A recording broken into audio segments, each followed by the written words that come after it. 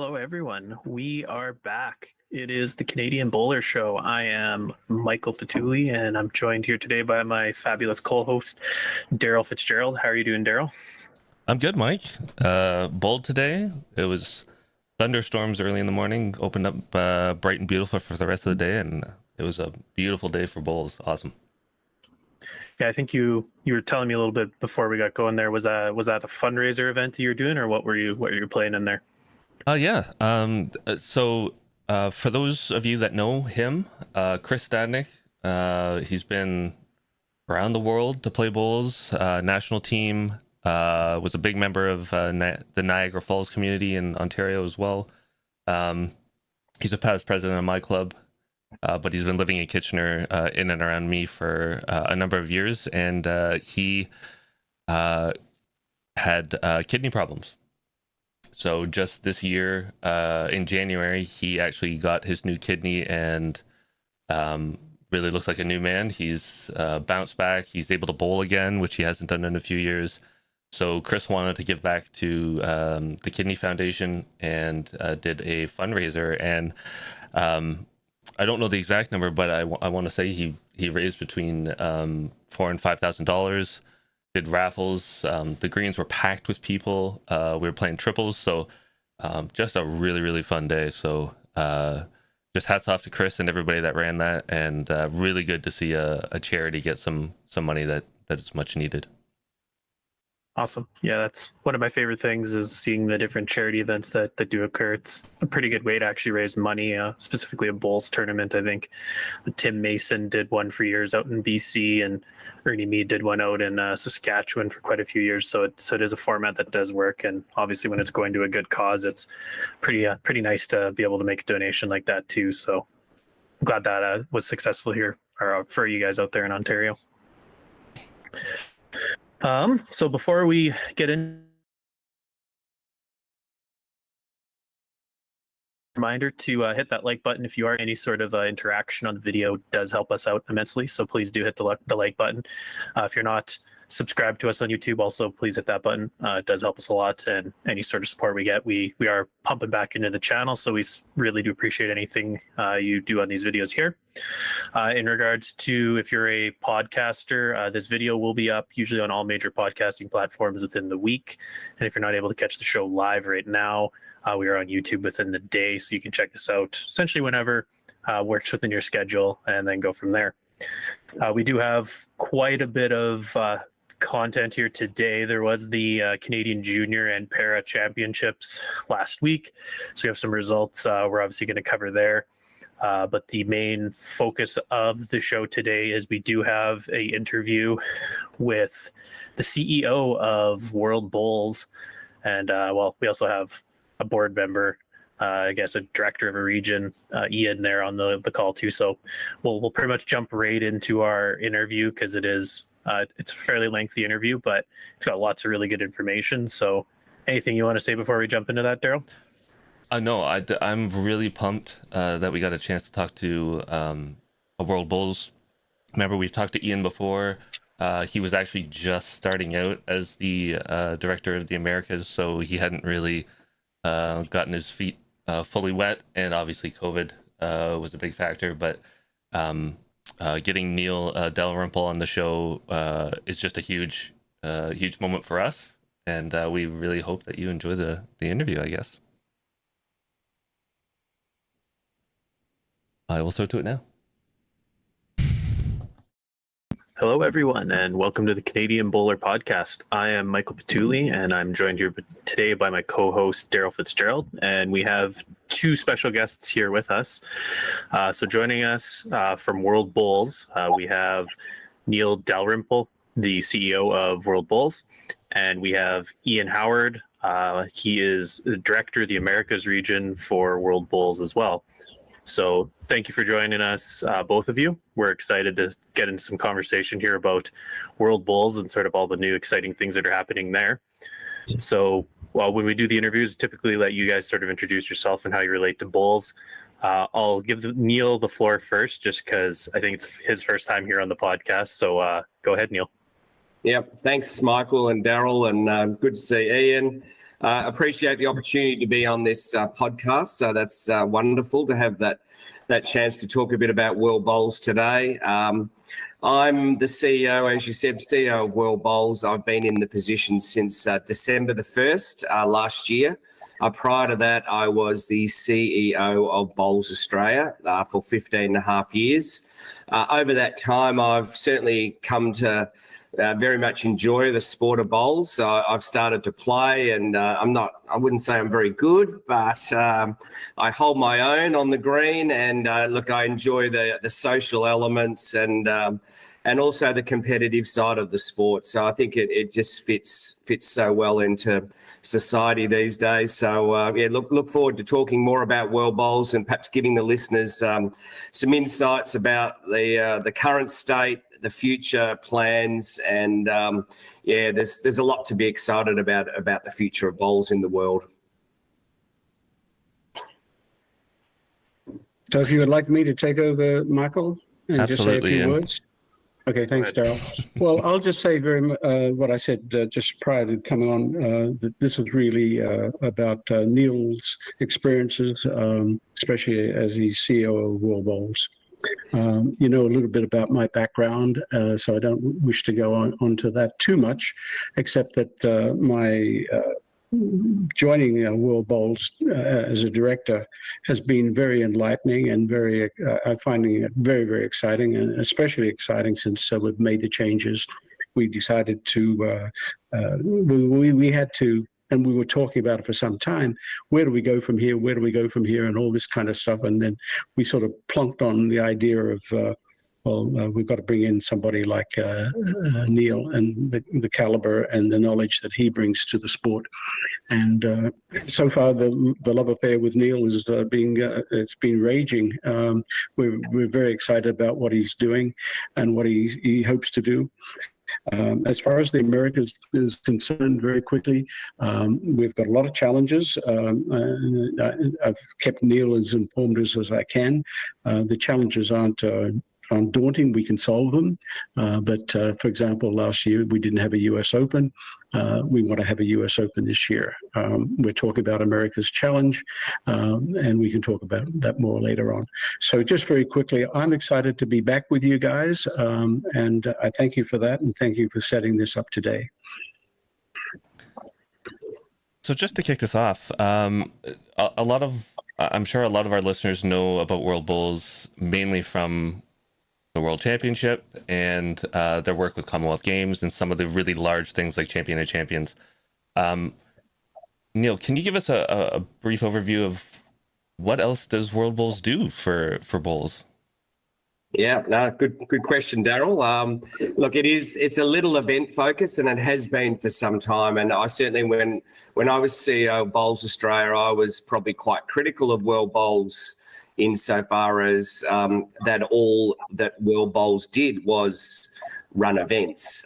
It certainly is. It's certainly part of what World Bowls does, but there's a lot more to it. And certainly into the future, we need to become more relevant to all of our members, of which we've got 58 member countries, which is, in comparison to other sports around the world, that is quite small. And we'll probably touch on that as a focus area a bit later too, in terms of how we need to grow our membership. Supporting the members is important, as a lot of our countries are very small and smaller than perhaps the average Canadian bowls club. So they require assistance with governance. They require assistance with getting the right structure in place to run their sport, and how they liaise and work with their peak sports federation. One area that I'd like to touch on is around Olympics and Paralympics, and I've been working on, particularly in the last couple of weeks, working on how World Bowls can be recognised by the IOC, which is the International Olympic Committee. And so we've got some pretty positive feedback that there is a way to do that. And what that will mean, particularly for smaller countries, is potentially will open up opportunities by being an Olympic recognised sport. Equally important is the Paralympics. I think we all agree that bowls is a fantastic sport for people with a disability, and if we can create even a stronger pathway for those players through to the Paralympics, then that would be fantastic. We were in the Paralympics back in Atlanta in 1996, so up until that time we were actually a Paralympic sport. So one could argue that it might be easier, probably will be easier, to become a Paralympic sport as opposed to the Olympics. Being recognised is one thing, is important from a funding point of view and opening up opportunities in other multi-sport events across the world. Will we ever get into the Olympics? I reckon it's going to be hard. That would be my kind of opinion right now. It's going to be really difficult. Listening to what's going on around international sport, there's absolutely a focus on youth. There's a focus on extreme sports. There's a focus on esports. Sports that can bring in massive television rights deals, they are going to be looked at from the IOC's perspective, I suppose, as a far greater, more value to the whole Olympics movement. So events is one thing. I talked a bit about governance and how I think what I've been trying to do since I started is open up lines of communication and really listening to the regions through Ian, through to the member countries in terms of what support they need, and some of it, as I said before, because they're very small, it is quite basic support around coaching, umpiring, equipment. Equipment's a really important area, bowls equipment. You know, some countries don't actually have the basics of bowls, mats and jacks, so how we can actually get equipment into their hands is important. We recently supported a coaching and umpiring course in Namibia in Africa, so I think that's an example of what we can do, is provide some funding to support the running of courses, upskilling people within their own regions. So one of the big goals for me is, how do I get more money into World Bowls that we can then invest back into the regions and then into the countries. Ideally, we would be investing quite into the regions so that we can set the regions up to be stronger right across the world. I can probably talk for a while, but I might pause a moment and Ian might want to add something, and then there'll probably be subsequent questions that will come out from what I've just started talking about. Ian, do you have anything to add to what World Bowls does?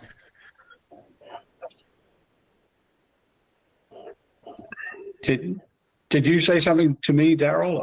I missed that. I'm sorry. Sorry, Ian. I was just wondering, do you have anything to add to what World Bowls is for bowls in the around the world? Well, that's really a Neil question. Perfect. But I just do want to say this, is that what we are trying to establish is, for example, the America's Challenge. We do want to get away from being strictly sponsoring an event, as Neil said, and you know. But we have spoken about coaching, a coaching committee. That's a new initiative and a good initiative. Of course, we're involved in the rules. That's a standing committee. People are involved in it. We had Nick Watkins. I don't know if Nick is still on that committee. He's resigned recently, Ian. Yeah. I wondered that.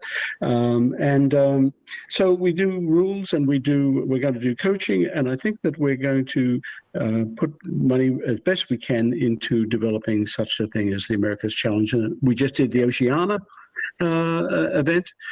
So these are new things, and it's new thinking coming from the board in conjunction with Neil. We're invigorated by his openness and willingness to talk to us as on a sort of a peer basis, as opposed to he reports to us or we leave everything to him kind of basis. So what does World Bowls do? We're going to try and do more than we've been doing, put it that way. Perhaps to add to that, Michael and Daryl, particularly around events, one thing that's come out, and we've started to use technology to help run our competitions and events. And so what we're looking to do is provide that technology for our members and regions so that they can run their competitions in a more efficient way using a system which is obviously built for bowls and can actually run the whole competition in an online cloud environment whereby it's quite intuitive and easy to operate.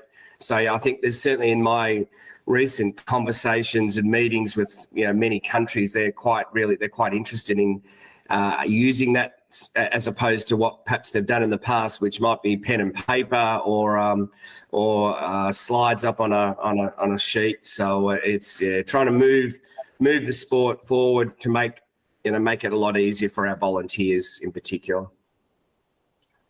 So I feel like I'll sort of jump forward with some of our questions, because we did sort of go into a couple of the topics we wanted to cover here today. So we did talk about, I think Neil said 58 member nations for World Bowls. We had 57 in our sort of list here that we had, so 58. So it's obviously been developing, and there's some new nations that have come in there fairly recently. Additionally, Ian has been talking about the America's Challenge, which is essentially a new event that's going to be happening eventually sometime soon here, because in the last 5-6 years we've seen the North American Challenge in North America essentially disappear, and there's not really any sort of World Bowls sanctioned events in North America. So we'll sort of start out with the first part there. So 58 member nations. Do you see there being possibilities of further expansion of bowls across the world? Like, is there certain areas that are growing kind of exponentially, or what's sort of happening with bowls growth across the world? Yeah, no, there's Michael, excuse me, there's been a lot of I've received a lot of approaches from different countries around the world and regions too. So there's interest there, but in a lot of cases it's really trying to work out how serious they are. Are they an expat that has moved to that particular country?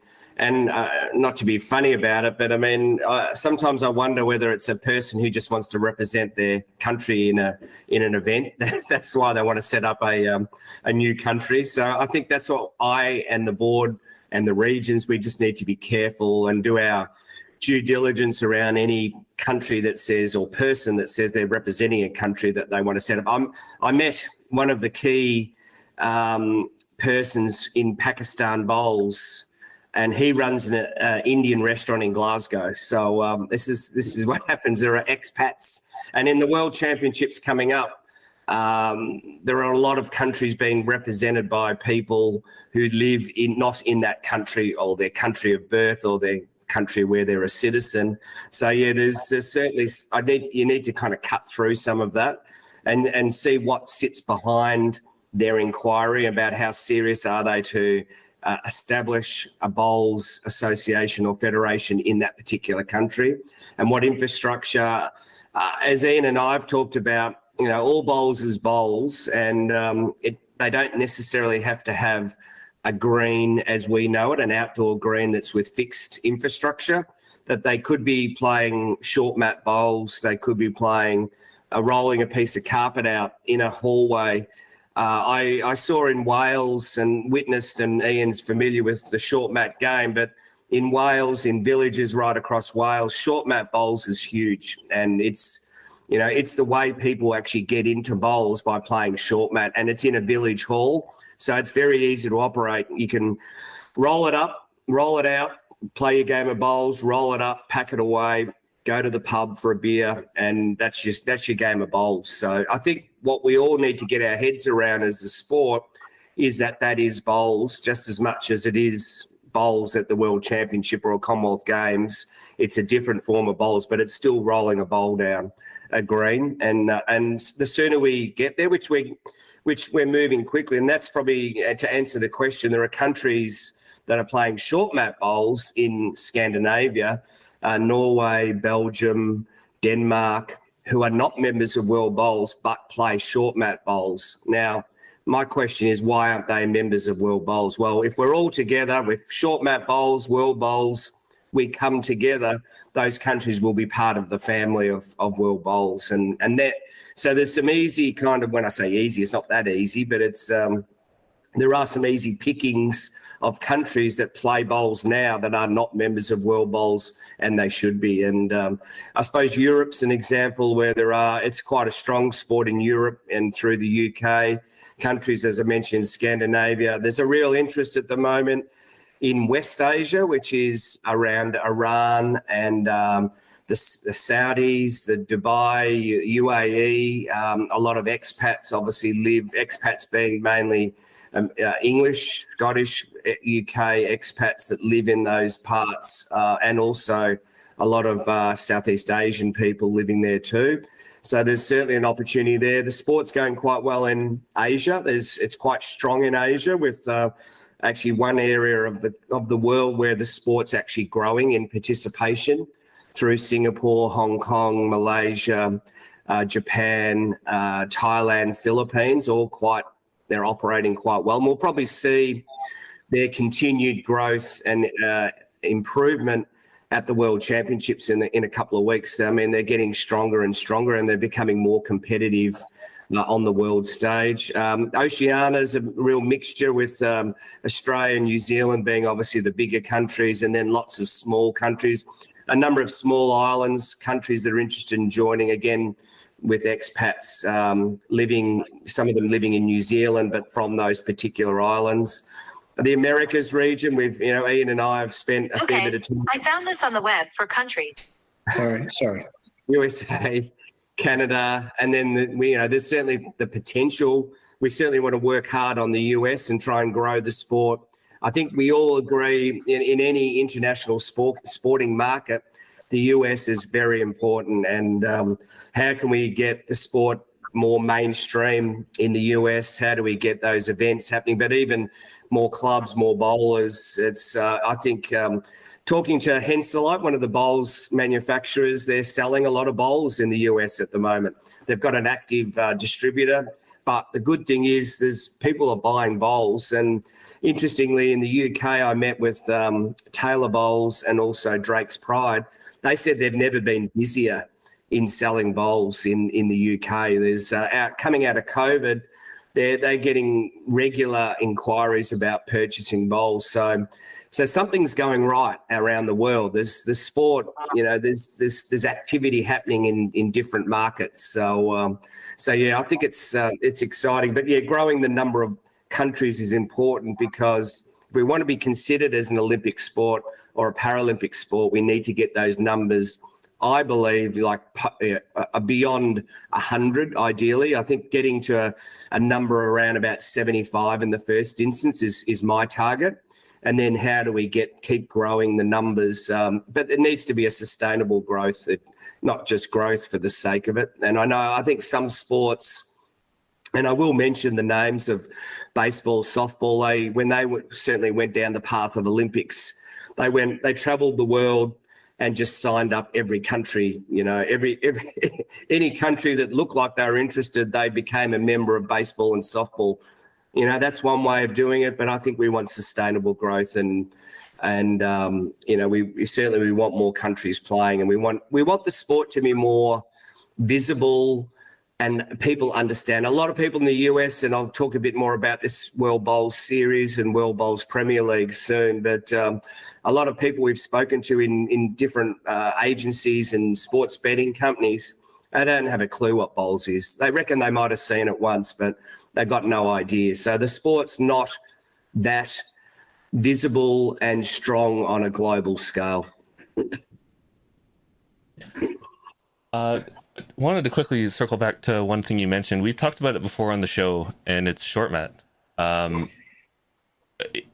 We see it in the world, and we see it probably similar in Canada, where we've got kind of the bowls associations, and then we've got the short mat associations. Do you see a bridge of getting those two groups together and becoming sort of one happy family? Well, absolutely, Daryl. That's what I'm working on. Not just with short mat, but with disability bowls, and there's also International Indoor Bowls Council as well. So in the UK, as an example, they're very fractured. So you have peak bodies for outdoor, indoor, short mat, disability, men, women. You know, we got in Wales there are 6 different national peak bodies.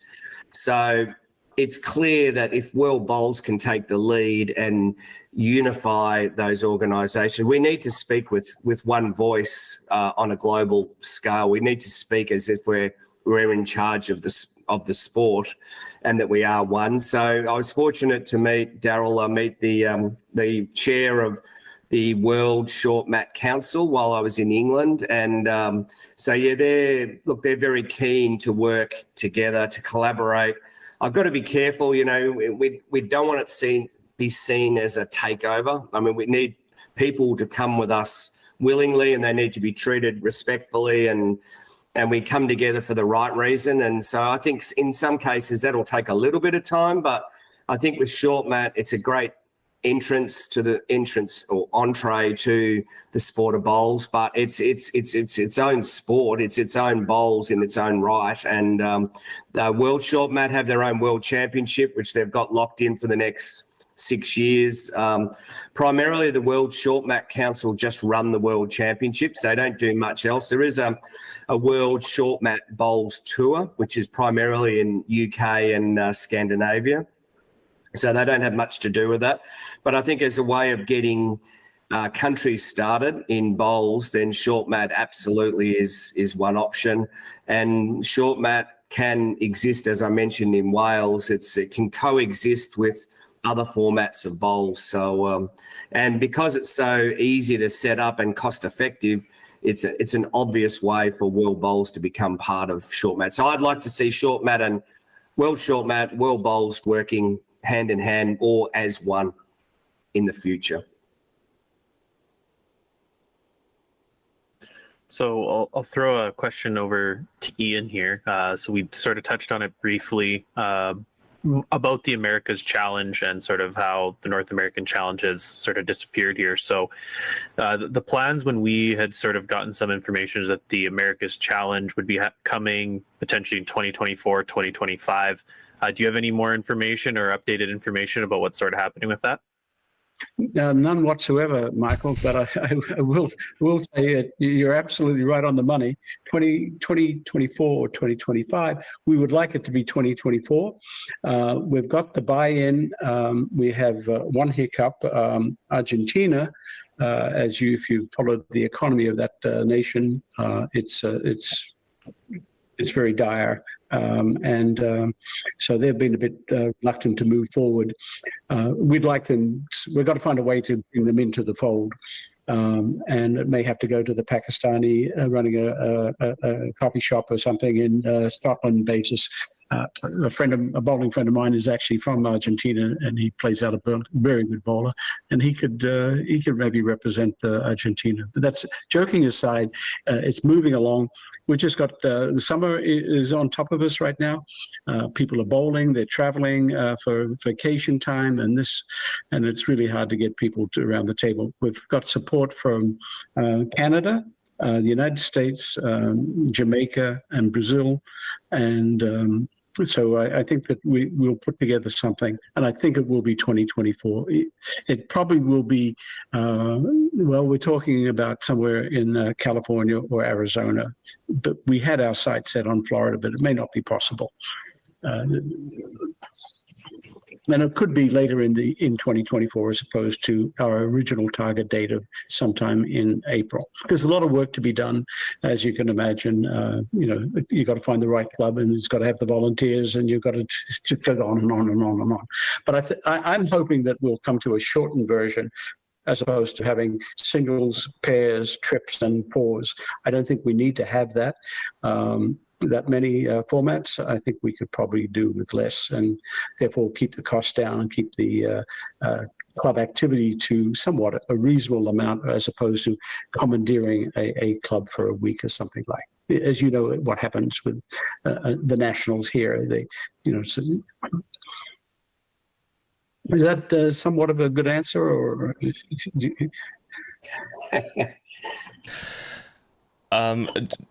just to tie up kind of that kind of line of questioning, in North America and South America, we kind of, or I kind of categorize us as kind of the low and mid kind of tier countries where we're almost there, but not quite in some areas, and other ones are just developing. We've obviously got some major overly developed countries like Scotland and England that are powerhouses, Australia, New Zealand. What kind of influence do you think World Bowls can have to bring up the mid to low tier so we see growth and I guess even results internationally? Yeah. Daryl, that's a good question. And I think you're right. Some of those bigger countries are more established. They've got staff. They've got, well-established competition structures, coaching programs, development programs. So they don't need as much assistance from World Bowls as those perhaps low to mid-tier countries. But just on that, they do pay a lot of money to World Bowls too. So it's kind of this balancing act. You've got to kind of keep them on side. They've got to, as I did with World Bowls when I was CEO of Bowls Australia. You look at how much we spend. We contribute financially to World Bowls. We often the view of that person like me. When I was in that role was what do we get for our money?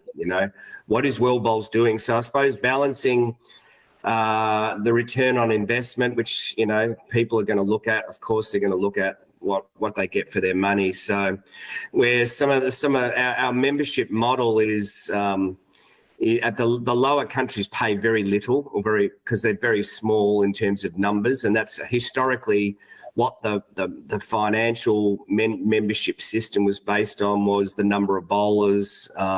So therefore, if you had a very small number of bowlers, some countries pay World Bowls $100 Australian or £50. So if we increase the fees by 10%, it's $10, for a whole country.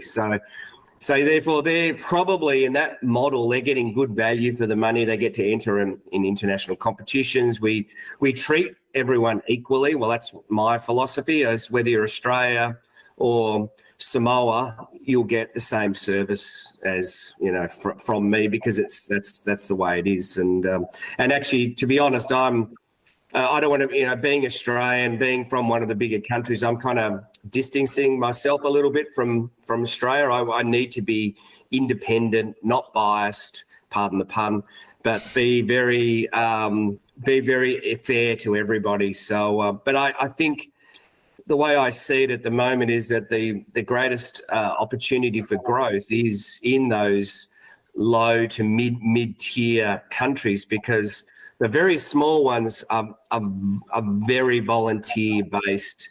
The larger ones, as I mentioned before, have got the structures, the staff. They're employing lots of people to work in bowls. And then it's the people, organisations, countries in the mid-tier that need our support and probably are on the precipice of something really good, with a bit of help, a bit of guidance, a bit of support, a bit of investment, a bit of funding. And that's where I think we can probably have the greatest traction, is to, if we can invest more. I know it's not all about money because it's about advice, but if we've got more money internationally at World Bowls, and we can invest in programs and enable people on the ground, train people up in the regions to deliver better programs, better coaching, better umpiring, better game development programs, then we will grow, and those low to mid-level countries will grow into the future. And I think just advice on short mat, having, I suppose, unifying the sport, our sport, at international level, and hopefully that will flow down to that national level where we don't have the fractured kind of governance model, and that we can obviously bring people together, and in some cases we'd be saving a lot of money by having one organisation as opposed to 2, 3 or 4. So, but it's all about the thinking and making sure we're all heading in the one direction. So yeah, it's but I think it's a good point. The mid-tier countries are very important. Just add one thing, if I may, before another question pops up. We have discussed the idea of having a buddy system, and now how that might work is, let's say Canada might align itself with, let's say Brazil, and the United States might align itself with Argentina. Somehow or other, there's a sort of a relationship that's close to each other as opposed to far away. So I don't know where we are with that program, but it's something we've talked about. I think it's something Ian will talk about. We've got a council meeting where a lot of the countries come, but yeah, not all of the right people actually come to that meeting. In terms of, when I say right people, it's the people who are attending the World Championship. So we have a council meeting for World Bowls, and then representatives of each of as many countries as possible will come to that meeting, and that's where we do talk a bit about the buddy system and any other development or growth initiatives. But yeah, it's certainly an opportunity to get some ideas. So Neil, in a lot of your answers, you have been sort of referencing meeting with different groups and sort of traveling around, getting to meet different, I guess, parties, whatever it might be, the people who are in part of the different countries. So it sounds like you've been traveling around the world, meeting different member nations. What's been your big takeaways from all your visits across all the places you've been going? Yeah, I haven't been going that far. I don't want to come across as if I'm a world traveller, but I've had. No, but we want him to come here shortly. I think Canada, US is the next trip. Ian's good advocate for that. So I think it's, I've got to be very strategic about where I go, because we don't have a lot of money. And so it has to be a really good reason to go. And so I went to Malaysia in February, early this year, and that was at the Asian Lawn Bowls Championship in a place called Ipoh, which is 3 hours north of Kuala Lumpur.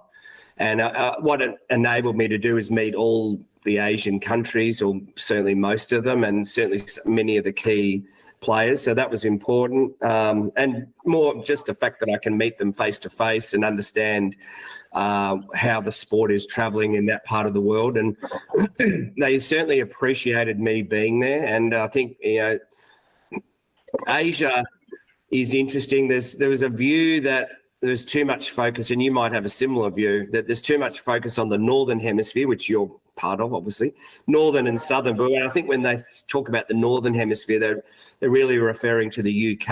And so there was a strong, they didn't actually come out and say it, but I could feel it. They said, well, we're a forgotten group of bowls organisations in Asia. So that was strategically important. I don't want Canada and the US to feel like that. So that's why this is a trip there is very important. The trip to the UK was, World Bowls has been based in the UK for many years, as Ian knows. So, meeting with a number of the countries was important. Going to meet with the Bowls England board, meeting with the CEOs of Bowls Scotland, Bowls England, meeting with all of the officials from Bowls Wales. As I said, I met some guy from Pakistan, and then on my way back, I went to Switzerland, which was kind of on my way home. As you can imagine, it's a long trip from England or Scotland back to Australia. So going to the Lausanne where the IOC is based, and meeting with a number of international sporting groups. I think the interesting thing there is that there is one building in Lausanne that has almost every international federation or people like WADA, which is the World Anti-Doping Authority, who's quite important for World Bowls.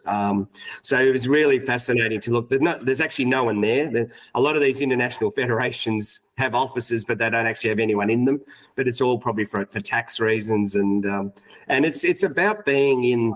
It's a world sporting hub, Lausanne, and so that probably hit home to me. The importance, and we need to be global bowls. We need to actually spread our wings and connect with these. There's so many people out there in world sport running events, running doping, running, all different activities, and we need to be connected with these people, and we need to be viewed on a kind of a platform that sees that world bowls is part of this fraternity.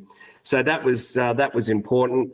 And I mentioned before, I met with some of the bowls manufacturers who we have 4 licensed bowls manufacturers in the world. So you guys would know Henselite, Taylor, Drake's, Pride, and also Aero. So we have 4, and each of those manufacturers pay World Bowls a license fee to be able to make bowls. So 2 of them are based in Australia, 2 of them are based in England and Scotland. So being able to meet them was important. An interesting meeting, I met a couple of the suppliers of carpet and synthetic carpet and also short mat bowls. So Dales Sports and a company called Green Gauge are both very active in building greens, so building synthetic surfaces or carpet around the world, and also providing or selling short mat bowls mats. So yeah, it was key. It was good to hear how their businesses are travelling, and they also pay World Bowls a license fee. So it was good to connect with them. And then I met with the people like you'd probably be familiar with the PBA, the World Bowls Tour that run the Potters, and so I met with them. They're hooked up, or the International Indoor Bowls Council are also they're a party to the World Bowls Tour. So that was good to meet with them, and we've been talking to them about how they could fit in with the this proposed World Bowls Tour or World Bowls series that we're looking to establish in 2024, which, the Americas Challenge, the US Open, if we can get that up and going, 2 events that we would see being on this calendar for World Bowls and be sanctioned events by World Bowls, which would then accrue ranking points into an overall world ranking system that we're hoping to launch by the end of this year for 2024. We're building something from scratch, so it's going to take time, but we want to create more interest in the sport globally, and one way of doing that is to have a ranking system and a tour, basically, where players like us, Ian, myself, we might want to have a world ranking, play in some events where we actually get a world ranking. So, and I think that's, we've got some people helping us on this that have done something similar with tennis, the APT tour. You look at the golf tours, you look at tours now that are running in surfing, in beach volleyball, these tours run around the world. Table tennis is another one, and we see that would be important to grow the profile of the sport globally. So yeah, look, there was lots that came out of those meetings, and as I've touched on before, the Olympic recognition is one of them, which is the path there is around World Bowls becoming a member of the World Petanque and Bowls Federation. So if we become an affiliate of them, then bowls would then they're already IOC recognised, so that we would become IOC recognised by becoming a member of them. The alternative is we go alone and we try and seek IOC recognition as a standalone sport, which is absolutely possible. But at the moment, from all my advice and the information that I got, then our best bet right now is to go down that path, which would then, as I mentioned before, open up doors for all of smaller members who would then become Olympic recognised, and thus there could be funding available from their peak sports federations under that model. Even though we're not in the Olympics, just being recognised is a major step forward. Yeah, Daryl, you've spent time. I don't know about you, Michael, but Daryl, you've spent time in Australia, correct? And it's particularly at Broadbeach, and I just wondering how what your experience. I'm going to ask you the question. We turn. You're now being interrogated, not Neil and I. Is just how you have been receiving Neil's information, and how you might ask it the next question that might be really interesting for. Cause I'm finding some of this stuff that Neil is saying. I've read his report, and I'm starting to think I'm hearing it differently now that I've got the gentleman Neil in front of me and I'm listening to it. So can you give us something back from your observation that Neil can take away? Well, I know both. For me, coaching, I did get to bowl a little bit down there, but I got to see all the background stuff, meet with a bunch of the coaches from other countries, which was fantastic. Mike got to actually play down there when he was on the national team. Okay. The big thing for me is just the growth of the sport internationally.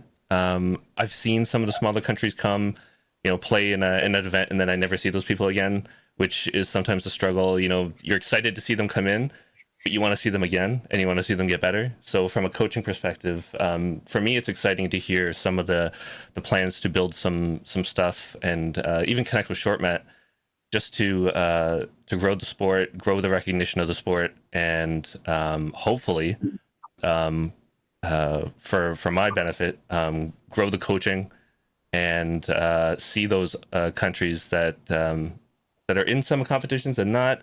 We will see them at World Bowls. There's a whole bunch of them there. We'll talk about that a little later, but that's really the exciting part for me. What about you, Mike? So in other words, if I may put words in your mouth, we're somewhat on the right track. I think so. Yeah. Yeah, Well, I'm sorry, Michael. Yeah, no, Daryl sort of threw me the question there.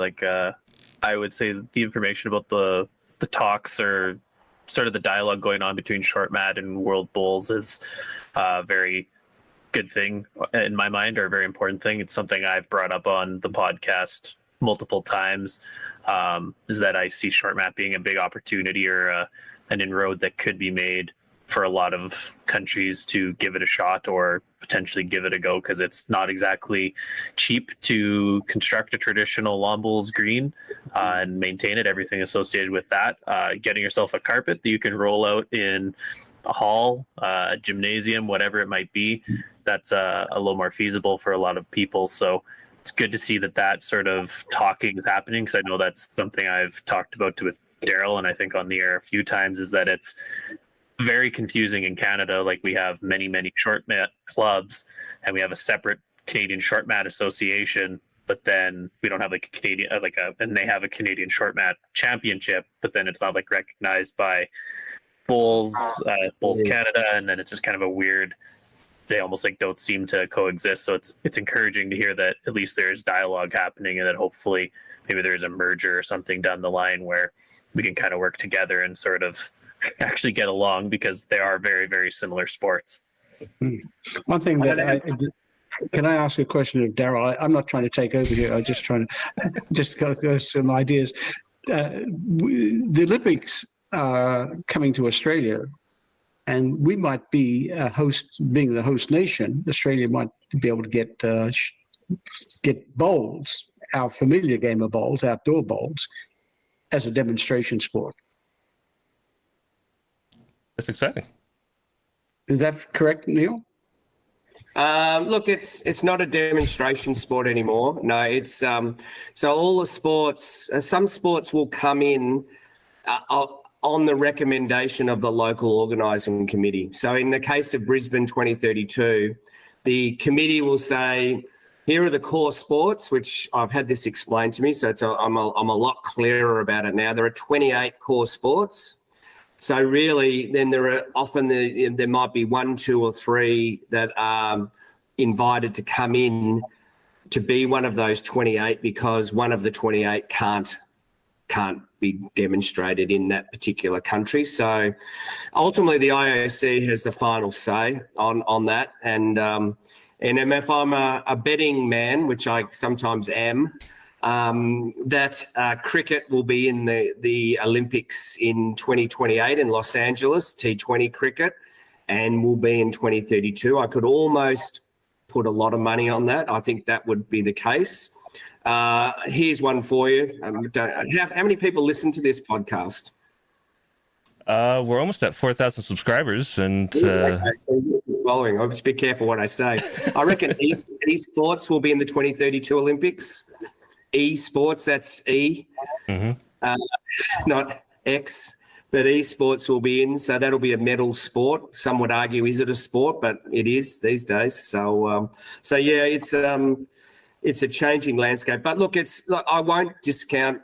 Our optimism is that we might get. We'll be trying to get bowls in 2032. You know what though? But it mightn't be what we all think. It might be short mat, Ian. It might be. It could be something. It'll be certainly the format will have to be fast, engaging, exciting for spectators, for broadcasters, and I suppose I go back to cricket. The reason why cricket's going to get in because $350 million of broadcast fees will come into the IOC from India. And that's where the eyeballs will speak in terms of who gets in. And I think the other example is that I mentioned baseball and softball. I mean, they come in and out of Olympics depending on the host. And the US obviously hosting Los Angeles in 28. Baseball and softball are strong sports in the US. So, yep, they'll be in Los Angeles. They'll probably be in Brisbane as well, maybe. But yeah, someone's really got to drop out. And as it was explained to me, modern pentathlon is an Olympic sport. And one could argue, well, how does modern pentathlon stay in the Olympics? Well, there's also connections, there's political connections here, and that's why. So there's a lot goes on in this world of sport, and not all of it makes sense. But there's a lot going on behind, whether it's money, whether it's political, and you've got to really advocate your sport strongly. And I think getting back to, if we get Olympic recognition, we can get into the Pan American Games. We can get into the World Games, which are in China in 2025. At the moment, we can't get in. We're not allowed to participate in those sports because we're not Olympic recognised. So there's a whole other range of events, multi-sport events that could get us in, which would then showcase the sport of bowls and then possibly position us better for Olympics and Paralympics. I mean, it does sound exciting. I know when bowls was brought up as initially possibly going into the Olympics, or at least going down that path, a lot of people were excited to see where that would go. So, yeah. Being at some of the events and knowing firsthand all the stuff that goes into it, it's not surprising that it will take a while, but hopefully we will get there. That kind of leads me into another question, which is not so positive, I guess, but obviously the big talk of right now is the Commonwealth Games. I know for me, the initial fear was when I heard that bowls was no longer a core sport in the Commonwealth Games. I thought that was something interesting. But now with Victoria not hosting in 2026 and Alberta, Canada just recently pulling out their attempt for 2030, I guess the general question is, what is happening with one of the biggest events in the bowls calendar? So, yeah, that was extremely disappointing, Victoria pulling out. I don't think anyone really saw that coming. Running a regional games was always going to be a challenge. So they were running, I come from Melbourne in Victoria, so it's my home state. The government definitely ran here. The state government was the one that bidded for it. Their choice was to run a regional games, which obviously meant more investment in infrastructure because some of those regions didn't have the facilities to deliver the games. What would have been a better decision in hindsight would have been to run the games in Melbourne as they did in 2006, and it would have been way more cost effective. I think the damage, that the fallout is still is occurring from that decision, and unfortunately Alberta I think that was certainly part of the fallout. We're fortunate that I suppose from a positive perspective, the World Bowls president, Darryl Clout, is based in Australia. He's also on the Commonwealth Games Australia board, so he has great insights into what's happening behind the scenes. I know that that Australia or the Commonwealth Games Australia are looking and approaching other governments here in Australia to see whether they might take the Games in 26. I know after meeting the Commonwealth Games Federation, unfortunately the decision came after I'd met them. They were really looking forward to 26 and 30, but I know talking to people in the UK, there's certainly interest from England and Scotland as a combined bid for 26. There's certainly been interest from other countries around the world too. I remain optimistic that they'll find someone. I know some people will say to me, oh, that's the end of the Commonwealth Games. I don't think so. I think that we'll find the CGF, the Commonwealth Games Federation, which is the international body, they will find another host in 26. And I think you've got to remain positive and optimistic. Bowls, yeah, it's not a core sport anymore. Only athletics and swimming are. They've gone down the path a bit like the IOC now, looking at more flexibility for the host countries to choose the sports that are part of the program. I mean, fortunately for bowls, we're strong in the Commonwealth. Most Commonwealth countries we're pretty strong in. So again, bowls should be in Commonwealth Games into the future. But I suppose it's a bit of a time that for us at World Bowls is to now look at, well, if the Commonwealth Games wasn't there, well, what would our event calendar look like? And I mean, that certainly looks, we focus on our World Championships. And as I mentioned before, I mean, trying to get into some of those multi-sport games like the World Games, which is a pretty big event. As I said, it's in China in 2025, that we need to start to look at some of those. One of my tasks that I'm going to do is to put together some sort of a paper around the whole event structure going forward, which will come to the World Bowls board first, but it really map out what is our event structure, what is the quality, what qualifiers do we have for World Championships, what are those other events that potentially bowls might be part of. So it's just unfortunately, it's not good with the Commonwealth Games, but it certainly gives us a bit of a prompt to say, well, okay, what is our pathway? What events are we going to be part of into the future? That's good to hear that there's at least sort of the background planning, or at least idea that there could be, I guess, muddy water ahead or something along those lines. So at least the thoughts are there. So if there was ever essentially like a pared down version of the Commonwealth Games where maybe they just go with those core sports, you sort of touched on that, you'd say World Bowls is looking at sort of what would an international calendar look like. Would it potentially be like an expansion of the current World Championships is sort of what you guys are envisioning? Or is it more of like, I guess, running it maybe every 2 years type of a thing to essentially replace Commonwealth Games? Or how would that sort of be looking? Well, we're running the World Champs every 2 years now. Again, I'm not 100% sure that that's the best model. One idea that I've had is, how do we make the regional events more meaningful, and how could they become qualifiers for a World Championship? So that could be the America's Challenge, or we, as you guys would know, we used to have the Atlantic Rim and the Asia Pacific as qualifiers that would feed into the World Championship, and that's when the World Championship was run every 4 years. So I'm thinking that we need to work on how we make those regional events more meaningful. We run a regional event now in every region. So there's, as Ian mentioned, we've had the Oceania Challenge, the Americas Challenge, which will run next year. Hopefully we will run next year. Asian Lawn Bowls Championship, the African States, and the European Championship. So there's something happening all around the world. But right now those events just get played for competition and for the winners and the medals, but there's nothing that it doesn't go on to anything. So, and perhaps it doesn't have to, but I think if you make them more meaningful, and that's certainly one step.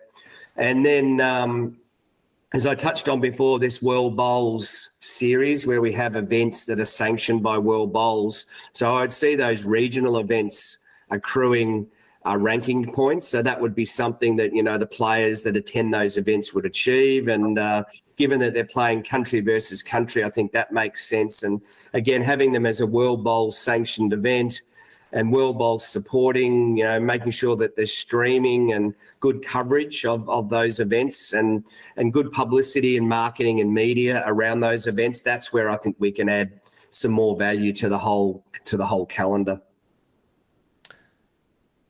So we've talked about it a little bit on the podcast, and you brought it up a little bit earlier. What can you tell us about the World Bowls Premier League? We've gone out publicly for an expression of interest for a Premier League that would operate probably across two events. It's certainly, again, it would be very much a television broadcast event, a franchise model. We had 14 expressions of interest. Now that's kind of down to about 8 or 9. So we're now working on the whole, what does this look like in terms of a business model? I mean, how much is it going to cost to we've put in a broad kind of financial amount that it would cost to become a franchisee. And now we're in this stage where we're doing the business model on what that looks like. How much does it cost? How much prize money? Kind of all of the detail around that particular league. So the World Bowls Premier League, the concept is to have a franchise model, countries, owners from around the world. We can't be all just from Australia and New Zealand. We need it. It needs to be global. So if we can't achieve a global reach, then I don't think we'll do it. We'll certainly be doing the World Bowls series, which is the rankings and the sanctioning. But ideally, we would have this event where it's a global event that fits within the whole World Bowls series. So yeah, we're kind of we're at the stage where we're working through that, and within the next weeks, months, hopefully we can nail it or not. So in your, answer there, you talked about sort of the ranking system that you guys intend to sort of use with World Bowls. Could you sort of elaborate what exactly that ranking system, how it's going to look or how it works? So we're going to have, Michael, probably three levels, like Premier events, Gold, Silver, and then depending on their size, their prize money, a range of criteria, events will be slotted in at those levels, and then ranking points will be allocated again according to the number of the size of the event. There'll be X number of ranking points accrued or applied to those events and the disciplines. And so we'll apply obviously ranking points for disciplines on a singles, pairs, triples, depending on what events they run. And then when the event is run, then the results will be fed into a system to then calculate the ranking points. And so what we would look to do is, over a calendar year, we want a good spread of events across the world. So it can't be centric to any particular region. We want enough events whereby we get a global rankings structure, and across the calendar year, you'll be able to follow who's number 1, who's number 250, and each month it'll kind of gradually get to the end of the year, the season, let's call it, and potentially we'll have a season-ending event, possibly, or at least at the very end of the year, we'll be able to say, Michael is number 1 ranked bowler in the world. Darryl's number 2. So, and we want men's, women's rankings so that we can actually, it's something good to talk about. It's publicity, not just for World Bowls, but obviously for the countries, for the member countries as well. That seems really cool, actually. I'm really interested to see when that rolls out.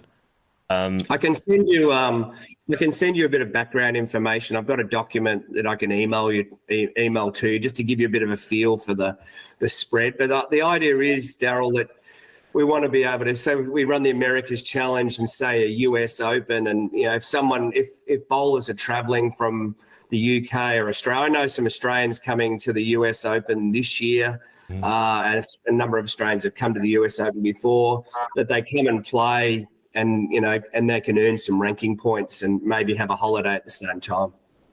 That's awesome. When we're talking about sort of comm games and the Olympics, a lot of the newer sports, I'll say non-traditional sports that we've seen for decades and decades, like breakdancing, rock climbing, pickleball, esports, for instance, which is always a hotly debated topic. Do you see, and I should say, we see the success of a lot of events in the Bulls calendar, like the BPL, the UBC, which is going on right now, exciting TV, short formats. Do you see a role for the traditional game at the international level? I think there's a place for both, and we got to, you could easily move a number of our international events to shorter version. We've seen, as you've just mentioned, the 2 sets of 5 ends and a 1 end tie break, and having power plays in each set, and it's exciting. Someone said to me once, years and years ago, they said, what bowls needs is more consequences more often. You need more. You need more moments in the game to make the spectators, the people watching on TV, better engaged with the sport.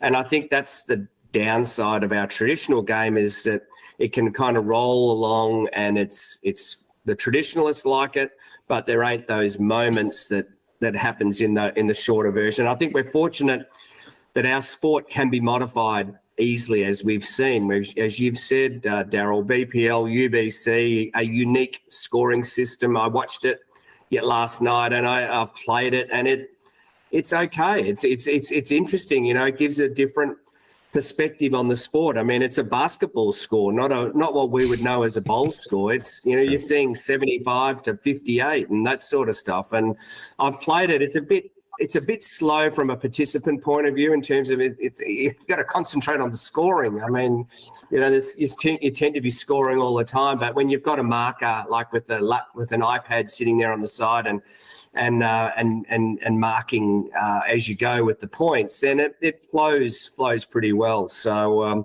we're lucky that we can modify our sport to be more appealing to a bigger audience and a wider audience than just our traditional bowls market. So World Championships, probably, for the time being, you'd probably keep the World Championships. I say probably keep the World Championships as they are, 21 up, 15 ends for fours and 18 ends for pairs and triples. And then for perhaps other events, Commonwealth Games, go to shorter version and make it more interesting. I've been to a number of Commonwealth Games, and I think what happens, we probably haven't sold our sport well, because people show up and watch bowls, and before we didn't have red and blue bowls. We do have red and blue bowls now, which makes it a little bit easier. If you show up and you see a whole lot of bowls out on the green and there's no one telling you what's going on, like, how do you work out what's happening here? Like,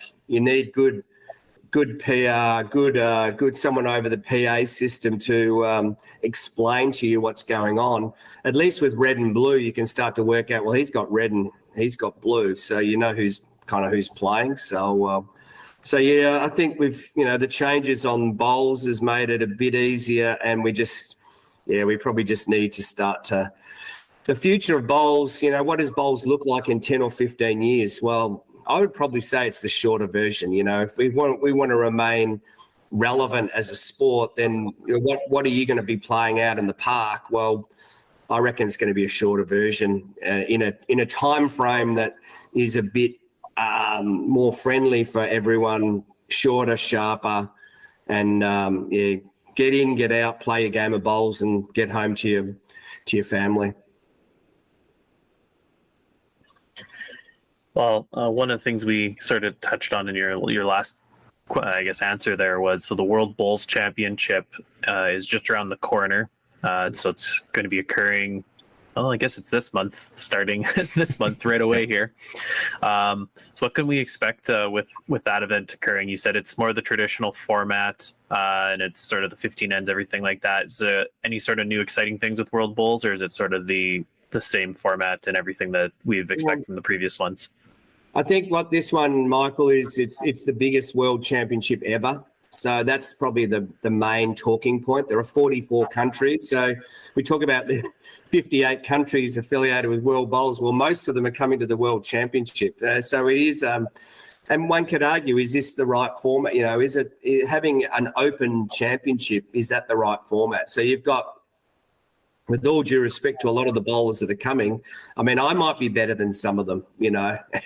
There's some division, low division, but they're representing their country. So I think that's exciting. What I've seen over the years at Commonwealth Games, and of course, this is the first World Championship we've run in 7 years. The last World Championship was in Christchurch in 2016, which seems like an eternity ago. So I think what we've seen is that some of the smaller countries have definitely got more competitive. They've got stronger. You've seen 2018, I think Cook Islands won a bronze medal. I think Norfolk Island won a bronze medal. You know, who would have predicted that? Look at India in terms of their growth over the last decade. Since they ran the 2010 Commonwealth Games in Delhi, who would have predicted that the women's fours would have won the gold medal in Commonwealth Games last year and the men's fours would have been runners-up to Ireland? Like, that is just extraordinary. So, and they're coming from such a low base in terms of numbers of bowlers and their facilities are average, yet they can be competitive on the world stage. So I think it'll be interesting. The greens are going to be a lot quicker, which means it's probably better for the Australians and the New Zealanders. And, you know, in terms of preparing for 15-second greens versus, 10 or 12 that a lot of people will come off, that's going to be a challenge. But I think you find that it's going to be colourful, and as I say, with so many different countries being represented, it'll be a great cultural exchange, and I think that's, from a World Bowls point of view, it'll be good to see so many different people on the green participating and passionately representing their countries. So for people like Mike and myself who are passionate about bowls and love watching it, love seeing everything about it, what can the fans expect as far as TV coverage, streaming, especially for those that are outside of the Oceania region? Look, there'll be pretty good coverage. It's World Bowls. Just to be clear, World Bowls, and this is before my time and probably Ian's too, is World Bowls assigned the rights to Bowls Australia to run the event. So we don't have whilst it's our event, we don't have a lot of control over the organisation, because all of the rights around broadcast and commercial and the operation and the risk too, let me say, and financial risk is with Bowls Australia. And they obviously get the revenue from government to run it. So we don't have a lot to say other than that there will be a good coverage around streaming. And I know that, yes, there'll be some, particularly the Bowls Australia will be probably a bit more biased towards Australian matches, but they've also engaged another streaming company from a local company on the Gold Coast, and they will be streaming other matches. So I think what we'll see across the whole event is, I think lots of different countries will feature in the streaming. So that'll be via Facebook and YouTube. And then at the pointy end, it is broadcast, professionally broadcast across the both weekends of finals. And so, I think that'll be broadcast whilst it's geo-blocked in Australia because it's through a pay TV operator. I'm pretty sure that is still streamed globally through Facebook, through Bowls Australia's Facebook. So, and World Bowls will be sharing all of the streaming coverage as well through our social media platforms as well. So I think all in all, it'll be pretty good. Yeah, it's again, it's good for the sport to have a strong coverage. And World Bowls will be providing updates, on our Facebook and website across the whole competition as well. I had one question that we kind of skipped over at the beginning, and you talking about social media and your website leads right into it. Obviously, World Bowls has had a rebrand with their logo and everything around it. The website has had a refresh, which is awesome to see. I know Mike and I have both talked about it, and it's a lot better than it was. It looks really good and has a lot of information. And seeing a lot more communication. How has this change helped World Bowls in reaching maybe the same people that maybe didn't know what was going on and new people as well? Well, we're definitely growing our. Look, to be frank, I mean, we're a small organisation. Just to put a bit of clarity around it. I mean, I'm a full-time employee. Historically, we've really only had one full-time employee and some part-timers. And even previously, before I started, one of the directors managed our social media accounts. And so, yeah, it was very much voluntary based with a little bit of paid staff. So since I've come on board, we've employed a person 2 days a week to look after our marketing and communications, and another part-timer to help out with administration. So we've probably increased our paid staff a little bit, not much, but we're still very small. And so, but one of the first things that I felt needed to be done was a bit of a rebrand and a new kind of era for World Bowls, and having a new kind of more engaging brand I felt was important. So that's the path we went on, and just uplifting, given, social media is obviously so important these days in terms of connecting with people, being able to tell more stories and provide more information using that mechanism was important. So we've grown our social media following significantly. In fact, we've probably doubled it, tripled it from where it was, given that it was a very low base. That wasn't that difficult, to be frank. So, but look, it's all about getting and communicating what we're doing. I think it's just, for me, it's about connecting. It's not about showing off. It's just saying, like, this is what's going on. People want information, communicating well with them via email, via social media, but connecting more than just with the administrators. I think making sure that the bowlers out there see what's going on too is important, because you guys, as you said right from the start, you didn't have much idea what World Bowls did. Hopefully you do now a little bit more. I mean, it's more telling the stories of what we are doing, so that, and it does get back a little bit to what countries invest. If people can see there's activity, there's the attempt to grow the sport, then I think everyone's a bit kind of willing to work together. So yeah, we've got to work as a collective going forward. So, but making sure countries are informed, bowlers are informed is all part of it. Awesome. I don't have any other questions for the two gents here. Do you have any other ones you have, Daryl? No, that was fantastic. Awesome information, stuff that we've been itching to ask for a while. So this has been great. Yeah, we appreciate you guys joining us. Hello, everyone. We're back. That was a long interview, but I felt it was a good interview. We had lots of information that we actually covered there. It was I really enjoyed our time there with Neil. He really elaborated on a lot of things that I either had questions on or I wanted more information on. What do you think, Daryl? I thought it was great. It's not often you get to talk to those that are in the World Bowls organization. You kind of don't get to see everything that's going on. There's a lot of stuff that goes behind the scenes. I mean, Neil talking about, talking to Shortmat and talking to all these other organizations to bring them kind of together. We always have questions about that. So it was great to be able to just ask those questions and get some answers.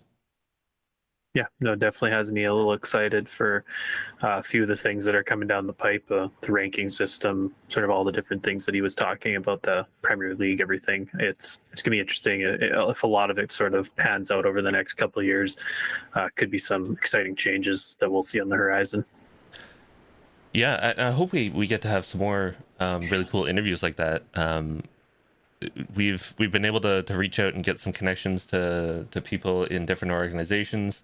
And for us, like, we're interested to know what's going on, and we hope that we can bring that stuff to you guys, our viewers, as well, and it was a really cool thing when Ian was able to hook us up with Neil and get that interview. So cool. Yeah, definitely. So we got other stuff to jump into. We've been going here for a while already, but we feel like we need to pass along some results because obviously we're in the middle of a Canadian bowling season at this point. So we do have some national results to throw your way. I'll just sort of start talking, I guess, because Daryl had sort of told me to do so. So the two events that have occurred at this point, the first one was the Parabowls Canadian Championships. That took place would have been about 2 weeks ago there in Calgary, Alberta. You have those results up, is that right, Daryl? I do. So I'll go with the visually impaired results. So they're ranked B1, B2, B3, and B4. In the B1 field, Randy Fred won gold. In the B2, Louise McLean, who's from my club, actually, she was bowling in the charity tournament, which is really cool to see. Louise McLean won gold, and Heather Hannett won silver. In the B3 section, Vivian Kwan won gold, and Jay Gatley won silver. And then in the B4, Dave Ruckman won gold. And then on the physically impaired medal stuff, the B6 ranks, Jack Smart won gold, and Chelsea Robertson won silver. And in the B7 category, some guy named Andy Caldwell won gold, and Ann Hibbard won silver. Andy was at the charity thing too. I congratulated him. Obviously, Luke's dad, he won gold, which is really, really cool. Yeah, awesome to see and Andy getting a medal there. He's I think he won last year too, so it was good to see he had some positive results there again. Also was nice to see that the amount of players in the tournament also increased from last year. It's still getting off the ground, Parabowls in Canada. Last year's the first nationals.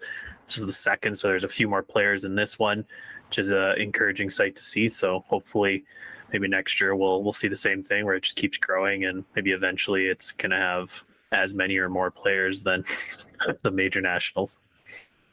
Yeah, no, that was a positive result. I mean, it's going to grow year over year. We're starting from square one, basically. And I mean, Andy's a longtime player, so he's definitely ahead of the game when it comes to Parabowls. I would argue he's probably one of the best in the country if you put anybody against him. So seeing him win gold, I would have put my money on that for sure. But it was really good to see him do it and show his skills, because he's honed them over a long time, and he's a good bowler. Yep, definitely. So I guess if we move on to the other event that occurred, so the Youth Nationals also took place pretty much about the same time, roughly 2 weeks ago. So that tournament wrapped up, I guess it was July 30th. So we have the U18 girls. The winner was Kiara Shalau from Alberta. Second place was Gwyneth Chang from BC. And third was Taryn Mitchell from Alberta, and Ryan Wilson from BC took fourth.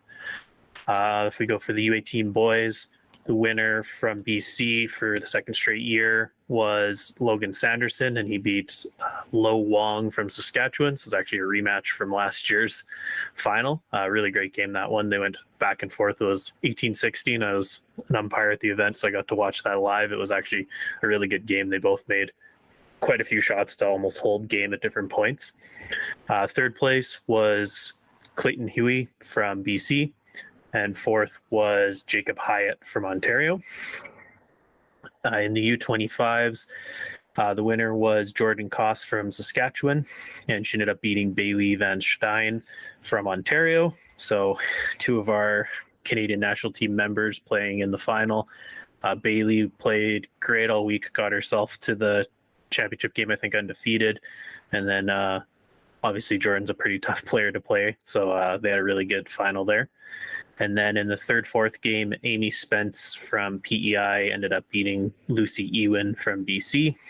Again, very competitive games. The women's U25 field was a great field, and it was actually awesome to watch and see how high level the U25 ladies were actually playing all week there. For the U25 men's, the winner was Eric Gallipo from Ontario.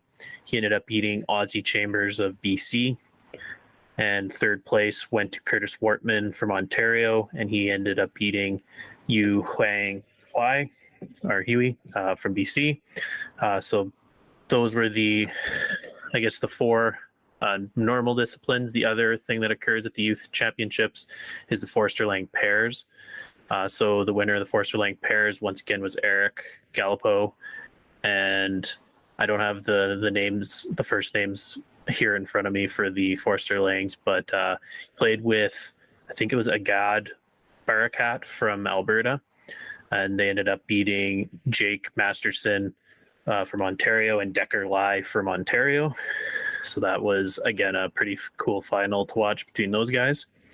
And then the third place team was Curtis Wortman and Clayton Huey from BC, and they ended up beating Jordan Koss and Shelau from Alberta. So again, very good results. As I said, I was an umpire at the youth championship, so it was fun to watch all these young players duking it out all week. It was actually great bowls across the board. I was quite impressed with a lot of players, like specifically the BC players that ended up coming out there. A lot of them I had never seen.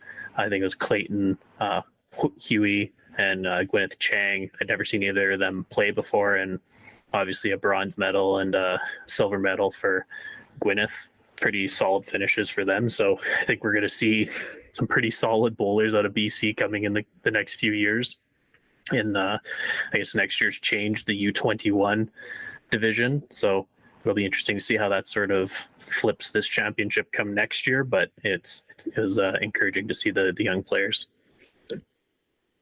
Yeah, I don't have much more to say other than that, but for all of you out there who have never seen a youth championship, like if you're in the area, like it was just in Regina, so in Saskatchewan, make sure you go and check it out.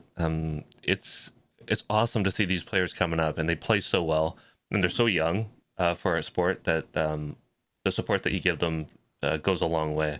And all I can say is just keep encouraging them. It was great to finally see a really strong U25 women's field. For a while, it was just a couple, maybe a handful of people playing, but now it looks like it's just a solid field top to bottom.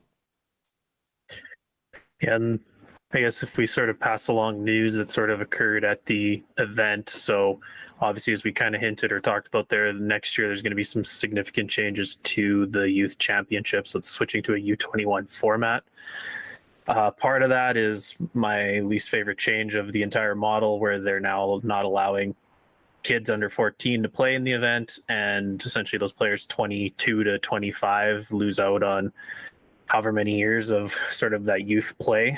What was interesting to find out was Alberta made a statement, Bowls Alberta made a statement at the actual closing ceremonies that they're going to be piloting or creating an event to essentially keep alive that current format of the youth championship that we see. So it was actually very exciting to have them step up and say they're committing to running an event. So it's pretty much sounds like they're going to run something that's going to be allowing U25, U18 players to still play in an event. So they're not going to have an age cap, anything like that on an event. And they sounds like they're going to be running at the Calgary Lawn Bowling Club at some point in August or early August, late July next year. So I was very excited to hear that. It's great that someone's taking initiative, and I think that's just something that's going to happen with the changes to the formats. People are going to see gaps or things that could be expanded upon, and obviously Bowls Alberta was impressed with sort of the format and the essence of the youth championship as it is, and wanted to see it still go. So I was very impressed that they were able to do that. It sounds very encouraging, and I think we've both said it on this show before that with the changes that are coming, whether you like them or you don't, there's opportunity. out there. I mean, Calgary's taking the opportunity to put on a youth event the way that they want to do it, with a format with certain age categories and different than what the Canadians is going to be. And there's opportunity for the other ones too. If you love mixed pairs, there's opportunity for mixed pairs, and if you love seniors, there's opportunity to look at doing some sort of a seniors event too. So lots of cool opportunities out there for those that really want to take it up, and I'm sure it's going to be a popular event. Yeah, no, it'll be exciting, and I was just pumped that the young players are still going to have an opportunity to keep playing, because that was my big head scratcher of all the changes. And I think I counted 2 of the medalists for the U18 would have not been allowed to play under this new format. So very, very interesting that we're going with that, but I'll digress. So that's the results we had to pass along. Those are the 2 nationals that have been played. We obviously have the major nationals coming up very soon. So we were going to do, I don't know, was the plan to bring up sort of the entries in the event? Is that what you were going to do here, Daryl? Yeah, I can do that. Let me just flip over here. Yeah, so we have the players lists for the Canadians that are coming up. I can quickly go through them. In some cases it's pretty extensive, like the singles has multiple players from multiple provinces, but for the singles in the men's category, we have Pat Bird, Roy DeRiggy, and Jesse Wilkinson from Alberta. We have Hang Lee, Paul Lee, Tim Mason, Ryan Pollard, Alan Wass, and Stephen Young from British Columbia. John Bjornson and Bob Van Wellingham from Manitoba. Steve Bezanson, Steve Ogden, John Seitman, and Graham Usher from Nova Scotia. Dave Defoe, Kerry Lucier, Mike McNorton, Everett Zwires from Ontario. David James Smith from Quebec. Daryl Hanoski, Cam McClelland, Keith Roney, and Carter Watson from Saskatchewan. On the women's side, we have Claire Day, Bev Robinson, Jan Robinson, and Kira Shiloh from Alberta. We have Vivian Chan, Lisa Chung, Josephine Lee, Serena Mack, Linda Robbins, and Esther Sun from British Columbia. Jillian McMurtry and Betty Van Wellingham from Manitoba. Charmaine Cameron, Debbie Purdy, and Anne-Marie Seitman from Nova Scotia. Cindy Higgins, Laurie McLeod, Diane Trask, and Barb Young from Ontario. And Heather Hanoski, Isabel Parkin, and Jean Roney from Saskatchewan. So, Mike, any thoughts on the singles groupings that we have right now? Nothing like too terribly in depth. It's a pretty good field both side, men and women. There's obviously some pretty high, pretty strong names on both sides. Like I think we got defending champion for the men's singles. Correct me if I'm wrong, it was Pat Bird who won last year. So I think we got Pat back. Obviously, he'll be someone to contend with, and I think you got multiple other men who have won it before, and guys who have been perennial medalists, things like that. So pretty strong field there. Ladies, same thing. I think you've got multiple women that have won it before, and sort of kind of the who's who of the bowlers, and then there's also some young up and comers in the field as well. So I'm pretty excited for the singles to take place. A bit of a change this year. The singles is being run first before the majors. I think that's the first time to my knowledge, that's occurred, that they kind of have flip-flopped, and usually it's the other way around. So that'll be interesting to see how that sort of plays out, but it, I guess, kind of gives the incoming players for the majors the ability to probably watch the finals of the singles on that last day. So that'll kind of be a nice atmosphere of the players. Part of, I guess, the show here is Al and I will have a prediction show video coming out here very shortly. So I'm not going to go too deep into predictions or anything like that. I'm going to save that for our video that we're going to have out probably mid to late next week, right around the start of the singles. Since it's going to be very similar to next year, we're going to make some predictions. Hopefully teams don't change within 2 or 3 days notice. That was our least favorite part about that video last year, is we made 3 or 4 predictions and we had very substantial changes made to some of the teams. So then obviously we looked like idiots. I think we're idiots anyways, but that's just how the way it goes. I'll let you take over again here for the players in the sort of the major part of the nationals. Yes, British Columbia A. We have Kinon Lau and Sing Sum on the men's pairs side, and Josephine Lee and Serena Mack on the women's pairs. British Columbia A men's fours, Carrie Mans, David Baldwin, Heng Lee, and Clement Law. And then on the women's side, Carrie Ip, Lisa Leifong, Ivy Kian, and Selena Z. British Columbia B pairs, we have men's as Jeff Law and George Mann. Women's is Lorraine Choi and Fanny Young. BCB, British Columbia B, I should say. Fours, David Matthey, Brent Jansen, Bob Maxwell, and Gary Kirk. And then on the women's side, it's Sharon Baldwin, Kathy Harms, Lorraine Martin, and Lynn Chortaki, I hope. I hope I didn't butcher that. Alberta A, men's pairs, Dwayne Hawk and Jesse Wilkinson. And on the women's side, it's Jan Robinson and Bev Robinson. Alberta A fours, men's is Pat Bird, Francis Standen, Mike O'Reilly, and John McDonald. And on the women's side, it's Pauline Wong, Cheryl Starrow, Lorna Hatton, and Teresa Lee. And then on Alberta B, we have just a women's pairs, which is Jennifer McDonald and Claire Day. And then on the fours, it's Roy Vriggy, Nathan Findlay, Peter Mock, and Keith Johnson. For Saskatchewan, Saskatchewan A pairs is Jordan Gailey and Mason Boyd. And then women is Jean Roney and Karen Schlatter. Men's fours is some guy named Jonathan Patulli, whoever that is. Carter Watson, Brandon Watson, and Murray Patulli. And then some more Patullis on the women's side. Harriet Patulli, Rachel Larson, Heather Howard, and Eileen McClellan. I think the only Patulli not on this list is Mike. Saskatchewan B on the women's side, it's Erin Higgins and Isabel Parkin. And then Heather Hanaski, Anita Navala, and then Elizabeth Jones and Janet Watson for the women's fours. Manitoba A, we have Gerald Chudrick and Randy Kenning. And on the women's side, it's Betty Van Wellingham and Jillian McMurchie. Manitoba A fours, Brian Cullum, Ian Thompson, Rodney Rose, and John Bjornson.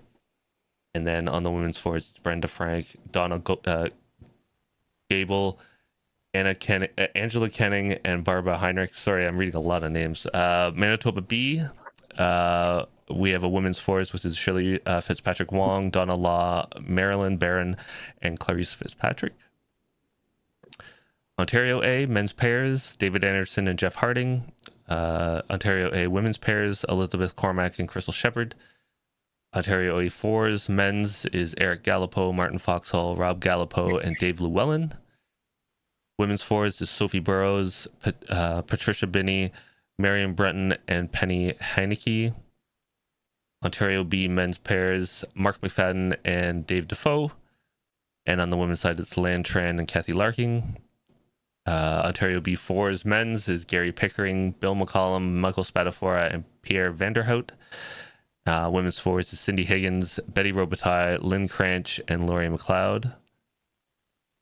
Quebec men's pairs, John Devlin and Gilles Kerr. And on the fours, it's David James Smith, Mike Doskis, Patrick Desarnlo, and Ram Gullum. New Brunswick, we have a men's pairs of Mark Beeman and Wayne Hossack. And on Nova Scotia, we have men's pairs, Steve Ogden and Steve Bezanson. Women, Lena Cameron and Debbie Purdy. Men's fours, Nova Scotia A, Braden Campbell, Raymond McDonald, John Siteman, and Liam Campbell. And then women's fours, Tammy Foster-Vino, Jackie Foster, Anne Marie Siteman, and Lorraine Bezanson. Oops. I believe that is it. Yeah, so that's what we got there for the majors. Again, going to be a little exciting. See what develops of that field. We got 3 or 4, or I guess it'd be 3 defending champions or iterations of defending champions coming back from last year. So it'll be fun to see what develops there. As I previously stated, we will have a prediction video sort of laying out who we think's going to win each event. So that should be out mid next week. So please do give that a watch. Put any sort of nasty comments you have about the predictions there. Al and I will be more than happy to read them and potentially respond. I think last year Al was physically accosted by Elaine Jones. So unfortunately, Al and I both were both such washed bowlers that neither of us made it to nationals this year. So no one can actually assault us in person, but we will take any sort of beating over the internet that people want to lay down on us. Excited to make the video again because I like looking at the fields and seeing who's there and who potentially is going to challenge for it each year, because it's always exciting to see who actually gets out of each province and what the tournament ends up playing out as. Should be an exciting event, and yeah, like we said, we'll save our predictions and talks and all that kind of stuff for after Mike and Al do their prediction video, which should be really cool. Yeah, good luck to all the competitors. It's coming up fast. Okay. I think we had a couple other things that we were going to talk about. Is that right, Daryl? Yeah, I'll quickly slide in the UBC results. It just went through just this past week. They had 3 events, which is crazy in my mind, but they had 3 back-to-back events that just went bang, bang, bang, all played for the UBC Cup. And I will just quickly go through the results now, and we can have a quick chat after. For UBC event number 1, Exodus Blue won with Deer Park as the second place, and you can kind of see the breakdown of the bracket here for the preliminaries, quarterfinals, semifinals, and finals. For event number 2, we had Deer Park again battling it out, but this time they fell to Whittlesea Eagles. And then in the final one, we had the Warilla Gorillas facing Moama Black. Moama has 2 teams, Moama Green and Moama Black. And Moama Black won this one. It went down really fast. I wasn't able to catch all the events. I think I only caught a bit of the last one, just with timing. But I caught up on some of the results, caught up on some of the people. It was the thing that for me was really cool was the 2 U.S. teams seemed to do a lot better this time around than they did in the previous events.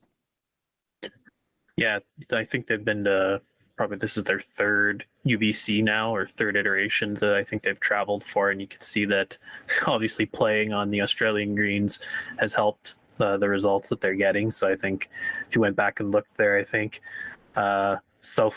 Southern California Tsunami, they got to the semifinals, the 1 round, and then the Golden State team made the knockouts in 2 of the 3 events. So obviously playing well, and it's probably good that their form is rounding up, like specifically Lauren Dion and Aaron Zangel are on Team USA in the World Championships that are coming up later this month here.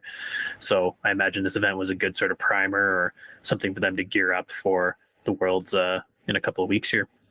That's true. And they did pick up some pretty powerful players to add to that team. I think Selena Goddard from New Zealand was with Golden State, and then I think it was Sean Baker that was with Lauren and Aaron Zangel. So I mean, pretty good players in their own right. So really cool to see them pick up some solid players to build up the teams a little bit. It is hard going in just as a completely North American team. So and John Seidman reminded me that Dale McQuinney Shillington was also was with Golden State, and Dale's an up-and-coming player, a young guy. I've seen him play a couple times, and really good. So definitely someone to watch out for in the future as well.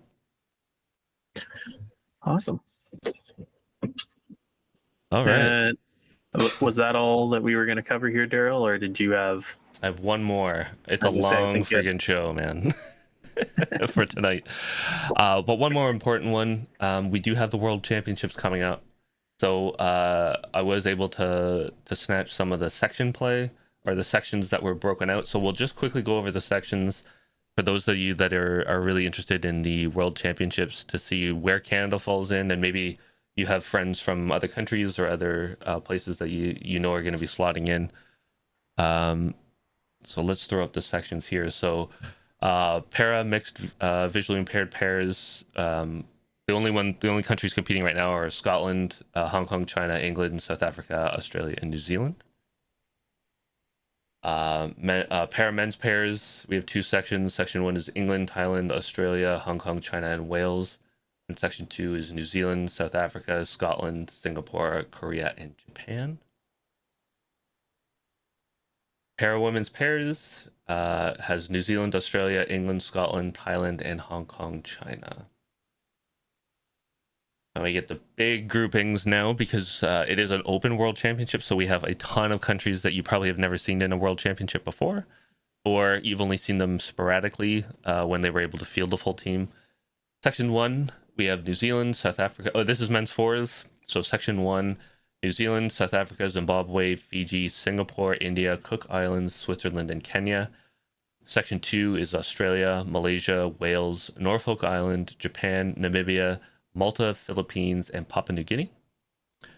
Section 3 has Ireland, United States, Jersey, Israel, Niue, Turkey, Botswana, and Macau, China. And Section 4 has Scotland, England, Hong Kong, China, Canada, Thailand, France, Samoa, and Argentina. Men's triples has 4 sections again. So Section 1 is England, Namibia, Jersey, Canada, Norfolk Island, Israel, Singapore, Thailand, and Kenya. Section 2 has Australia, Samoa, Zimbabwe, Fiji, Malaysia, France, Turkey, India, and Argentina. Section 3 has New Zealand, Ireland, United States, South Africa, Switzerland, Hong Kong, China, Papua New Guinea, and Botswana. And Section 4 has Japan, Scotland, Wales, Niue, Macau, China, Philippines, Malta, and Cook Islands. Men's pairs. I'm gonna stop reading all the names because I wanted to get a few of them out that were whatever. But for Canada and United States, for our North American, they're in Section 2 and Section 3. So United States is up against Ireland, Hong Kong, China, Spain, India, Zimbabwe, France, Macau, China, and Botswana.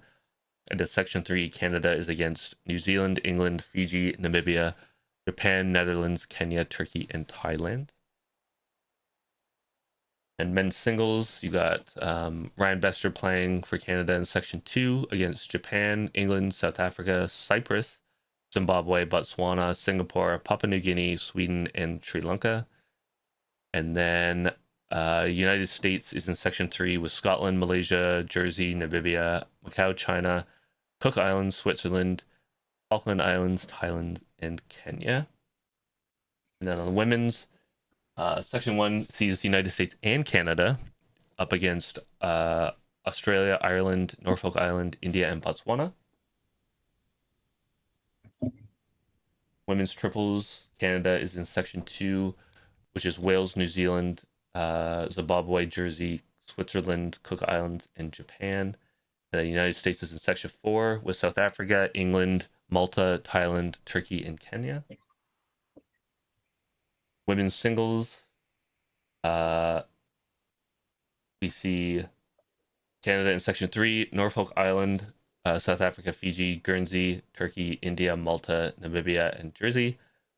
And the United States is in Section 4, New Zealand, Malaysia, Kenya, Singapore, Samoa, Niue, Macau, China, Switzerland, and Japan. And then women's pairs, Section 3 has Canada with Scotland, Malaysia, Cook Islands, Kenya, India, Jersey, Botswana, and Macau, China. And then the United States is in with Wales, Norfolk Island, South Africa, Singapore, Thailand, Turkey, and France. Mike, that is a load of teams. A load of teams. Yep. No, you nailed on the head, and I think Neil in our interview touched on it as well. It's the biggest world championship that there's ever been, so they're pretty much allowing people to come in and play in the tournament. So it's good to see like, some of these nations we've never seen before. I'm sure it's gonna the results will be interesting to see because I think Neil sort of touched on some of them may not be the most high level players, but again, I think the participation is an important thing. You did touch on the Canadian groups. Some of the groups Canadians have are going to be challenging to get out of because they not so much groups of death, but when you look at kind of this traditional strong nations, there's 2 or 3 other strong teams in a group with a couple of the Canadian teams. So wish them all the best down there. I know a lot of them head out in probably about a week or so here, and that's when they're going down a little early to get acclimatized, everything like that. But all the best to everyone going there, and I really do hope that they have a strong showing there. Yeah, I'm excited. I'm hoping that we get to see a little bit of the Canadian content and United States content streamed. I'd be like to see some of that those North American teams play. It'll be great to see what the events will be like. They're played over multiple venues in and around the Gold Coast, all of them top notch, and yeah, like you said, like just some teams we've never seen before. So I'm curious as to how they'll do. We've seen some surprises in the past. I mean, I don't think anybody at the beginning of the Commonwealth Games would have picked India, the India fours, women's fours, to win, but they did. And some of the teams that you probably would have favored got knocked out before they got even to the semifinals in those games. So different continent, different climate, different speed. So we'll see how those shifting of teams goes from the Commonwealth Games. Yes, definitely. If anyone does want to check the results out, it will be on the World Bowls website, that newly revamped World Bowls website that we touched on in the interview. So definitely keep an eye on that over the tournament, and they have it updated, the newer software system, and it is pretty slick. I sort of watched it with I think it was the World Indoor Cup or whatever they call the World Indoor that they ran there, and it actually is very nice to follow results on. So do keep an eye out on their website, and also Bowls Canada's website if you're wanting the results of the Canadian Championships. So I think this is a record breaker show for the longest show of all time, Daryl. Do you have anything else you want to bring up so that we could just keep going and set some more records? No, I'm old and tired, and I've got a kid, so I'm hanging on. Okay, yeah, I got 2 kids, so I can one up you there, and I'm very tired as well. So, one last reminder: if you are here, to hit that like, comment, subscribe button. We appreciate any support we can get from you, so please do hit those buttons because it really does help us out immensely. And if you're not here live, we are going to be up on YouTube within the day and all major podcasting platforms. Daryl is flexing his shirt, so if you do like our merchandise, we have quite a bit of merchandise in our store. That link is also at the bottom of the page as well, so please do check that out. We do have lots of cool shirts, sort of custom ones like Daryl's made there, and then sort of more bowl specific ones. So if you like any of them, please check it out. That support does help us. We funnel all the money we're getting from merchandise back into the channel. Some future plans we have, or big future plans that we have, we'll be funneling it into anything we're doing there. So please do support us if you can. So I'll just wrap it up, call it a day.